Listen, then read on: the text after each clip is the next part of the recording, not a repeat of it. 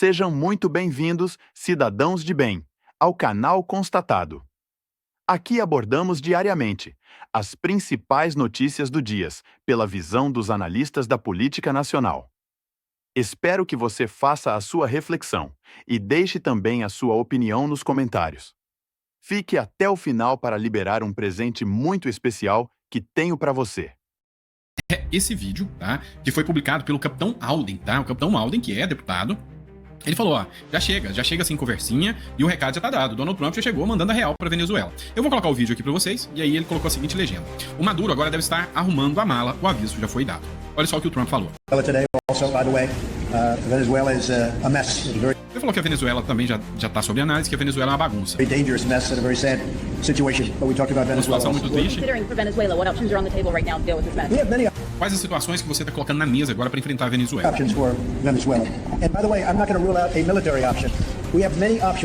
Ó, de imediato eu não vou julgar uma ação militar, nós temos muitas opções para Venezuela. É nosso vizinho.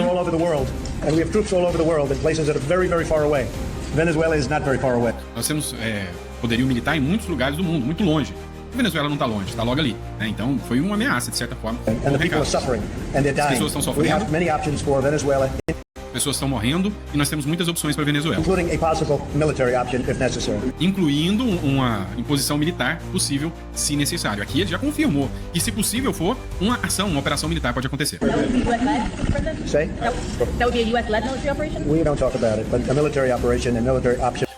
A repórter perguntou, mas isso seria uma operação militar pelos Estados Unidos? O Trump falou, não, pelos Estados Unidos não, mas haveria uma operação militar certamente, e é uma opção certamente plausível. Cara, hoje mais cedo teve uma matéria de que o Trump vai pressionar pelo fim do regime ditatorial do Nicolás Maduro e vai cobrar o próprio Lula, né, para que essa pressão sobre a Venezuela aconteça. Então, assim, literalmente, se eu vejo essa fala do Trump agora, a primeira coisa que me vem à cabeça é que a batata da Venezuela tá assando, meu. Então, assim, o Trump quer tomar medidas, sim, em relação à Venezuela.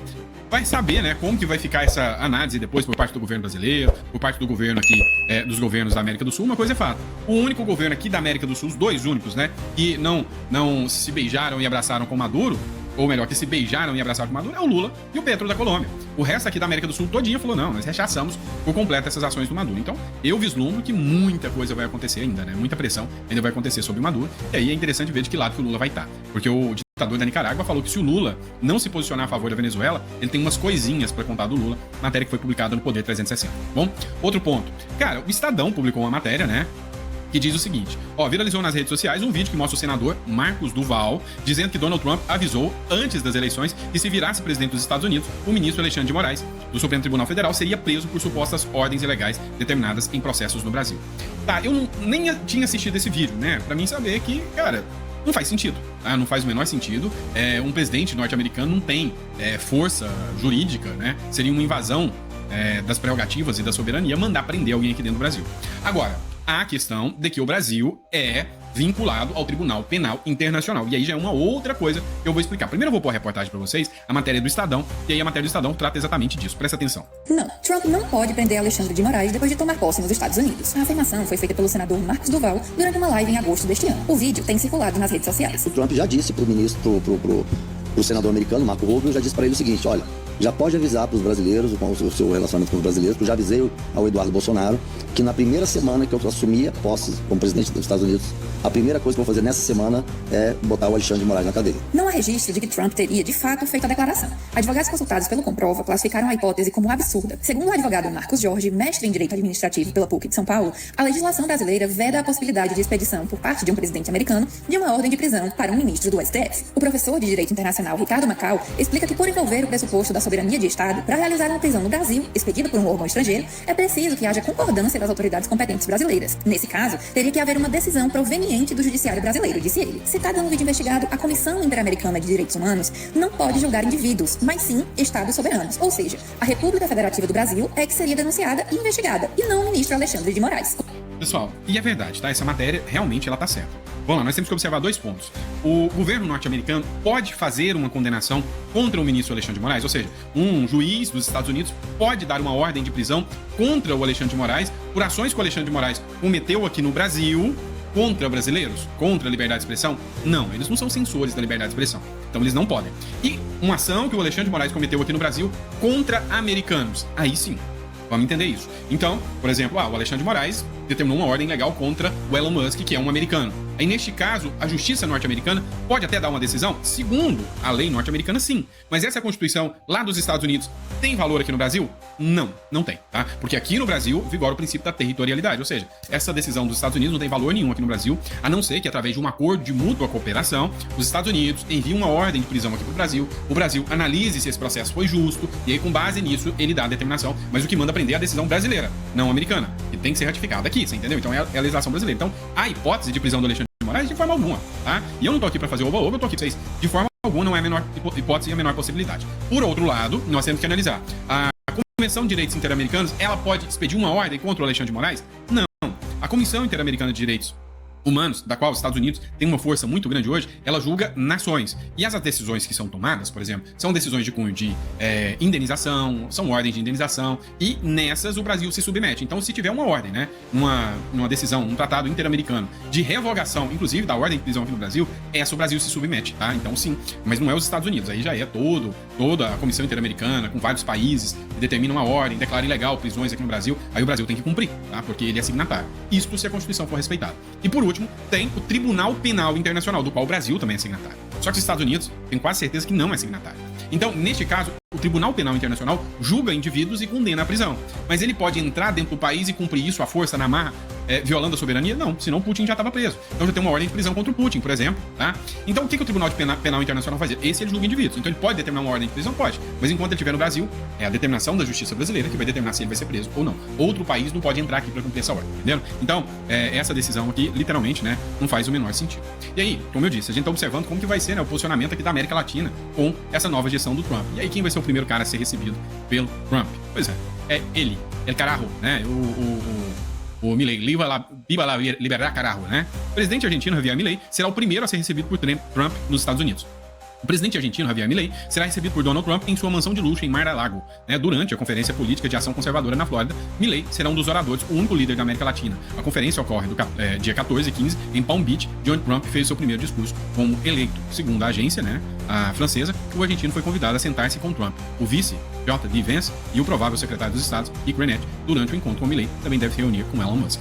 E aí o Bolsonaro está sendo convidado, né, para participar da posse. Tem gente que está confundindo que o Bolsonaro seria convidado para participar desse evento conservador. Este evento são para os líderes de Estado, né? Então, no caso, o Bolsonaro não é líder de Estado, tá? Então, não seria o caso do Bolsonaro ser convidado para participar. Mas o Milei, como líder de Estado, foi o primeiro. Bom, vamos falar de assunto interno agora. Pessoal, o Derrite é um cara que, sinceramente, tipo assim, o cara vem arrastando, inclusive, o próprio Tarcísio de Freitas. O Tarcísio de Freitas, depois dos embates lá com o Nunes, ele deu uma caída na reputação do Tarcísio de Freitas. O Derrite vem segurando o negócio. Vou trazer um vídeo pra vocês que aconteceu na Assembleia Legislativa de São Paulo, onde o Derrite, sinceramente, assim, colocou com uma postura em seus devidos lugares, um argumento fraco, e você vai ver realmente o quanto o cara, assim, tá preparado. E aí, tem gente falando do Nunes, né? Eu ia falar besteira aqui, mas no Nunes, pra ser governador do estado. Tarcísio, presidente, Nunes, governador do estado. Com um cara como o Derrite, vocês vão eleger Nunes. Ah, tá de sacanagem, meu Deus. Não faz sentido. Escuta só o que o Derrite falou aqui sobre aqueles lacradores que ficam falando mal da polícia, né? Já é triste na história do estado de São Paulo.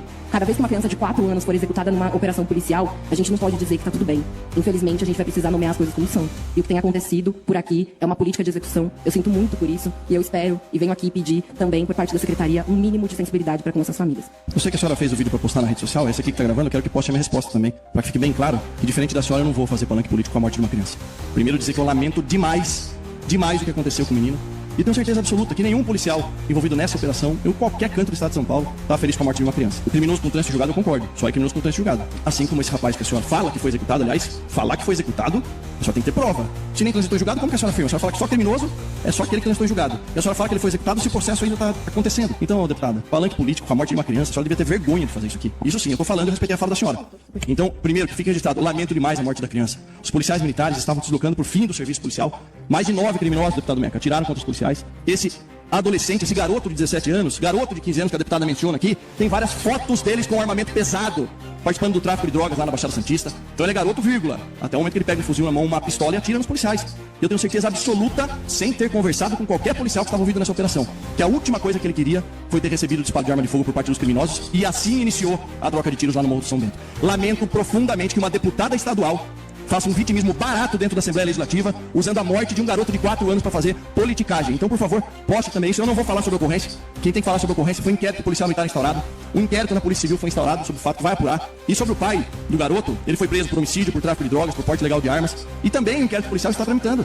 Eu não vou, de maneira leviana, acusar ele de qualquer crime sem que a justiça assim o faça. A senhora, que é advogada criminalista, deveria saber disso, mas a senhora acusou todos os policiais da Operação Verão e da Operação Escudo de executores. Eu lamento muito por isso. E mesmo sem conhecer a senhora, esses policiais arriscariam a vida deles para defender a senhora. Então, não tem ninguém aqui comemorando morte. Ninguém. Pelo contrário, eu estou lamentando profundamente a morte de uma criança de 4 anos que não tem culpa do que aconteceu. E garanto, para sorte, os policiais também não, porque eles se defenderam quando os criminosos atiraram nele. E que hoje é um dia.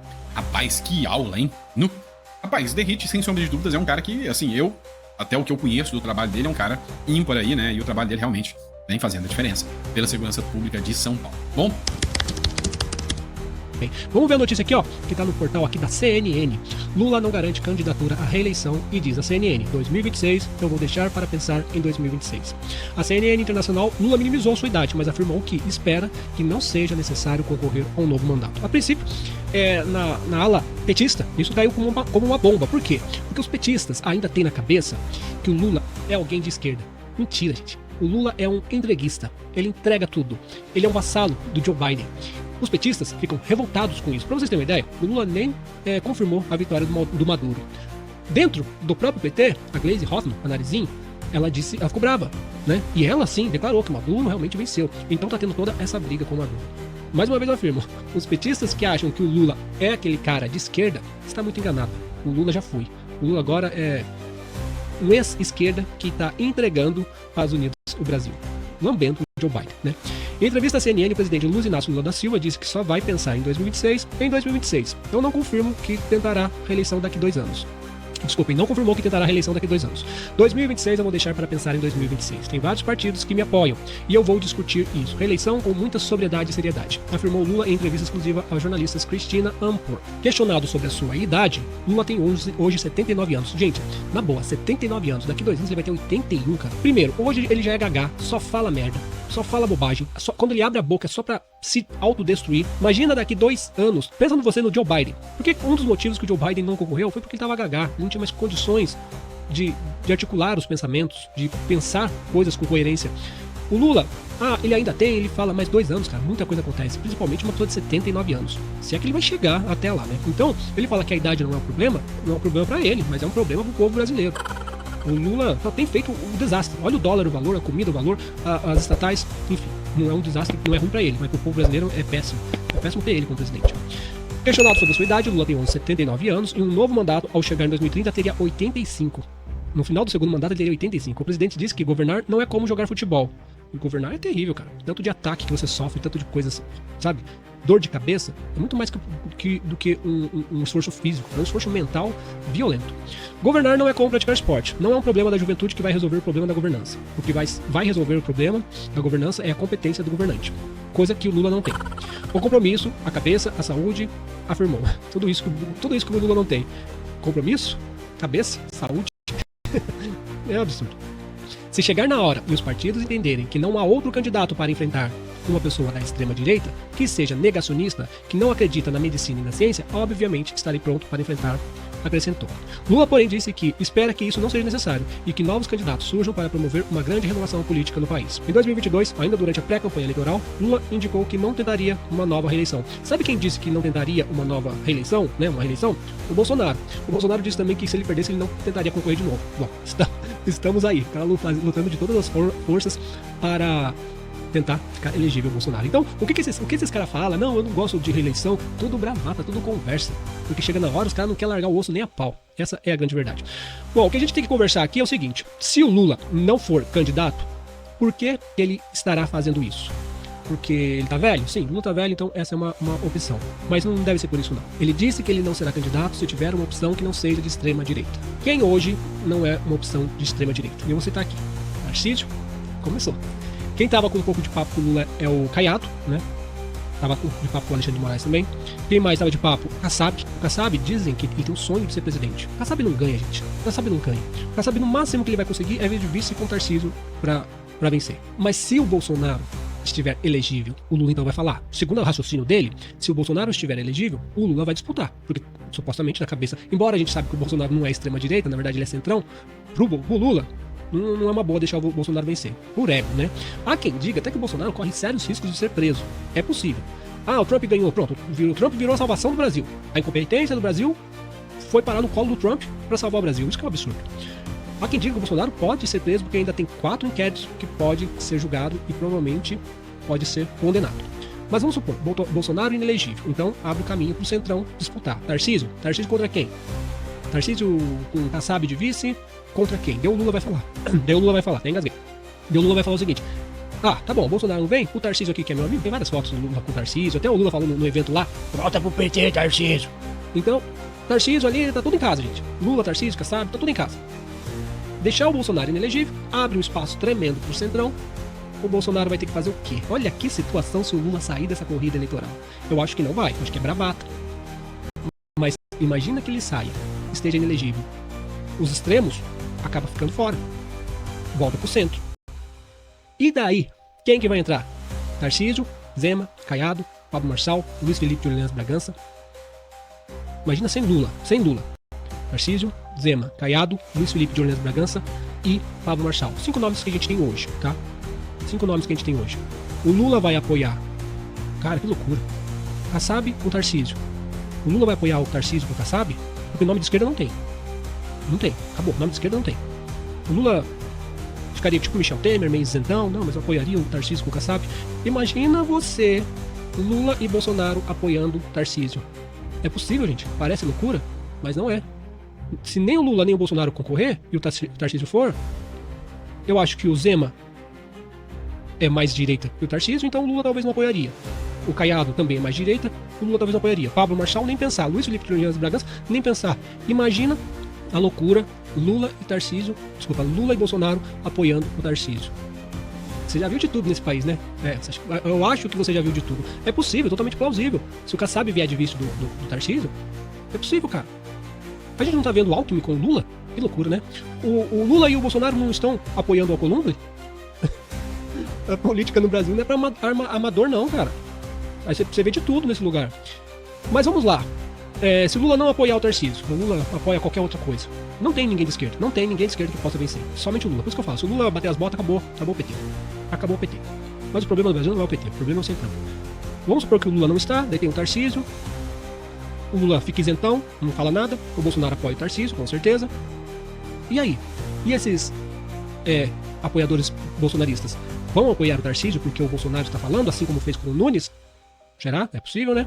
Não só possível, como muito provável. Ah, não, daí não dá. Daí eu votaria de Zema, eu votaria de Caiado, eu votaria de Pablo Marçal. Tarcísio e Caiado, enfim. Mas eu gostaria ou do Zema, ou do Luiz Felipe de Orleans Bragança, ou do Pablo Marçal, contra o Tarcísio. E o Bolsonaro ficaria lá Tarcísio, e os bolsonaristas ficariam lá Tarcísio junto com o Centrão. Que beleza, hein? Que beleza. Bom, até 2026 muita água vai rolar, são só especulações. Eu ainda acho que é bravata do Lula, porque esse velho tem sede de poder, entendeu? Então eu acho que é bravata. Eu acho que a própria ala da esquerda não deixaria ele não concorrer. Porque queira ou não queira, ele pode não fazer bosta nenhuma de bom, mas roubar pra caramba ele sabe. Então, cara, se ele sair de lá, ele vai perder um monte de boca, vai perder as bocas das estatais, vai perder um monte de boca. Então eu acredito que é pura bravata, minha opinião. Mas se não for, vai ter muito pano pra manga. Só quero ver em quem do Centrão que os bolsonaristas vai apoiar dessa vez. Vamos lá, pessoal, bora, é o seguinte. Ontem num vídeo, o Donald Trump falava: olha, o negócio é o seguinte, eu, se preciso for, vou usar a força militar contra a Venezuela porque o povo da Venezuela tá sofrendo muito. Eu fiz a minha análise e disse o seguinte: olha, a questão é que tem a soberania popular. Então os países, por mais que seja deplorável o regime venezuelano, não dá para sair invadindo. Então, não à toa, Donald Trump não vai conseguir invadir a Venezuela de forma tão simples. Eu falei sobre isso aqui. Aí entrou o ponto interessante. O Luiz Fabiano Passos, ele fez um comentário aqui que me chamou a atenção. Eu gostei. Obrigado, Luiz Fabiano. Me fez refletir um pouco mais para poder trazer essa resposta para vocês. Beleza? Vamos lá.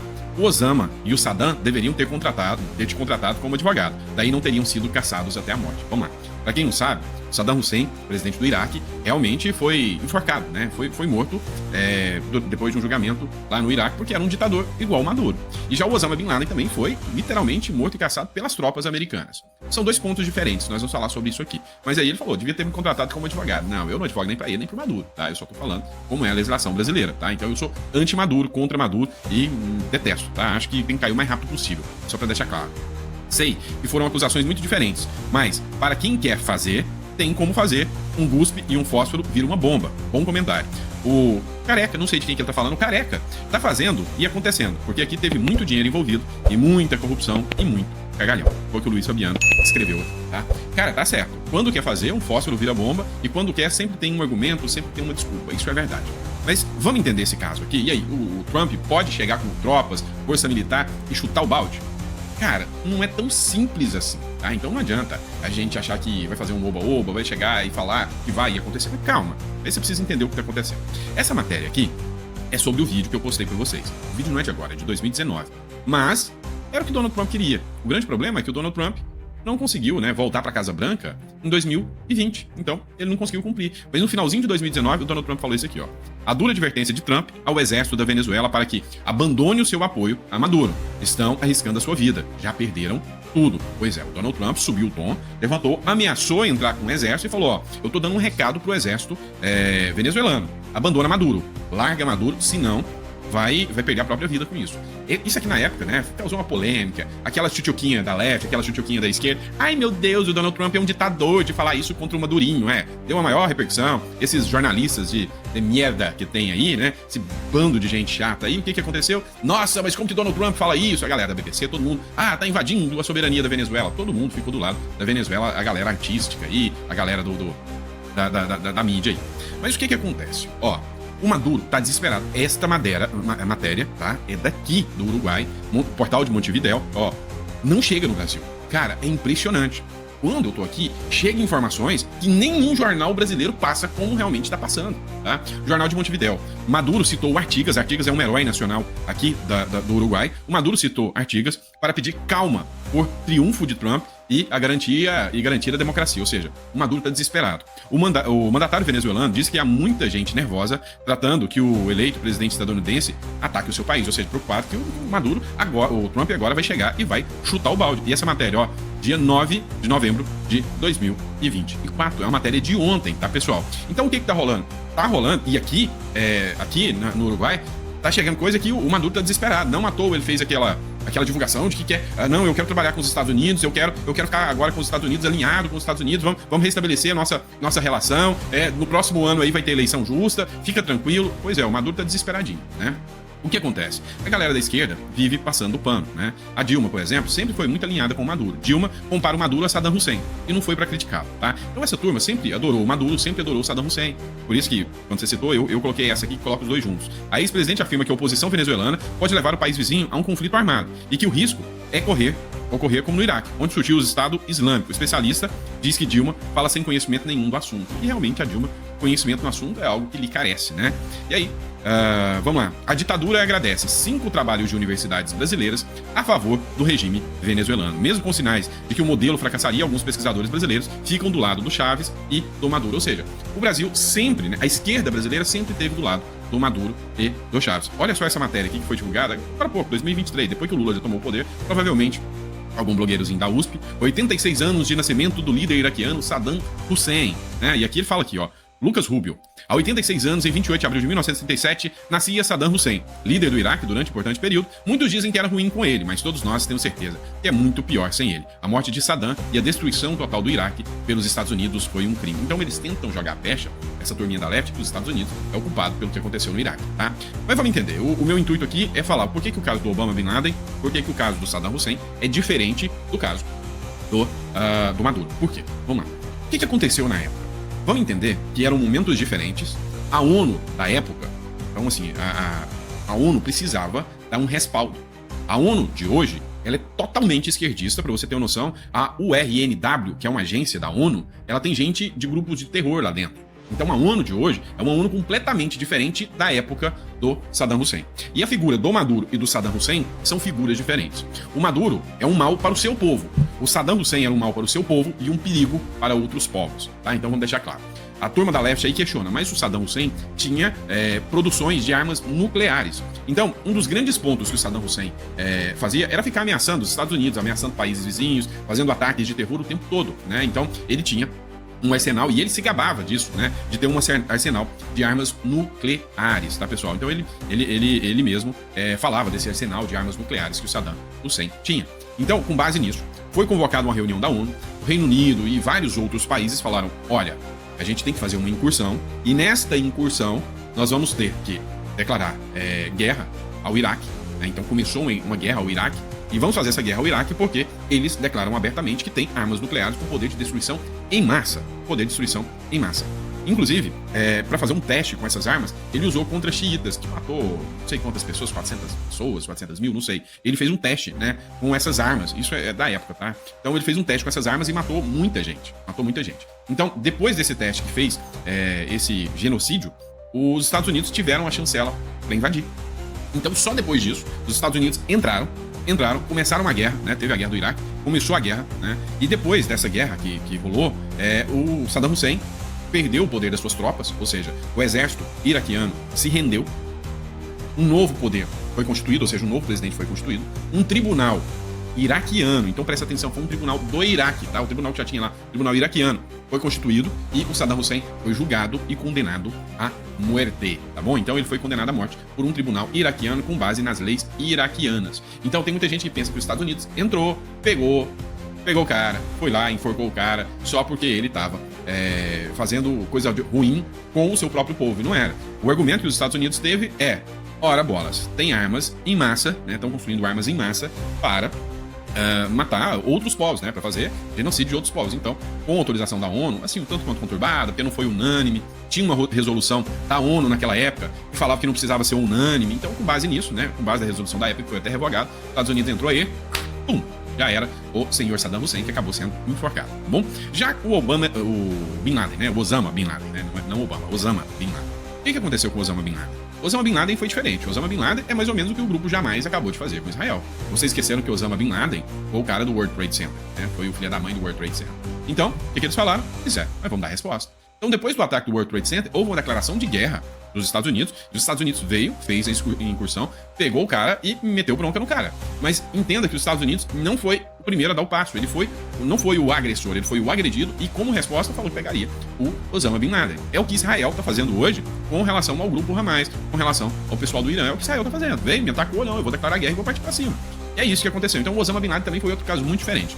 Com relação ao Maduro, é diferente porque o Maduro não argumenta e bate no peito e tem armas nucleares de destruição em massa, como era o caso do ditador do Iraque, Saddam Hussein. Mas, entretanto, todavia, contudo, nós temos um ponto aqui específico. Há denúncias de recebimento de armas de outros países, né? E aí entram aqui alguns players como Coreia do Norte, Rússia e Irã. Tá? Então, o Donald Trump, ele argumentava em 2019 que ele ia pegar na cola do Maduro, mas ia pegar na cola do Maduro porque o Maduro tinha recebimento de armas e estava organizando para montar base desses grupos. Aí é onde o Donald Trump tem um olhinho voltado aqui pro Brasil também, que deixou navios iraquianos atracarem aqui no Brasil, de carga, e ninguém sabia ao certo quais as cargas que tinham, lembra disso? Pois é, faz um olhar para o Brasil também. Mas a grande questão é que são momentos diferentes. Então, quando eu argumentei que tem a questão da soberania, por causa da soberania, não dá pro Donald Trump só chegar, cheguei chegando e vou invadir e sai fora Maduro. Não é assim, tá? Mas o que eu posso afirmar para vocês com toda garantia é que o homem tá desesperado, tá? Que o Maduro tá preocupado e muito preocupado, né? O mandatário da Venezuela, Nicolás Maduro, se referiu novamente à vitória de Donald Trump nas eleições estadunidenses, agora, né, sexta-feira, com quem está disposto a ter boas relações, uma vez que assuma.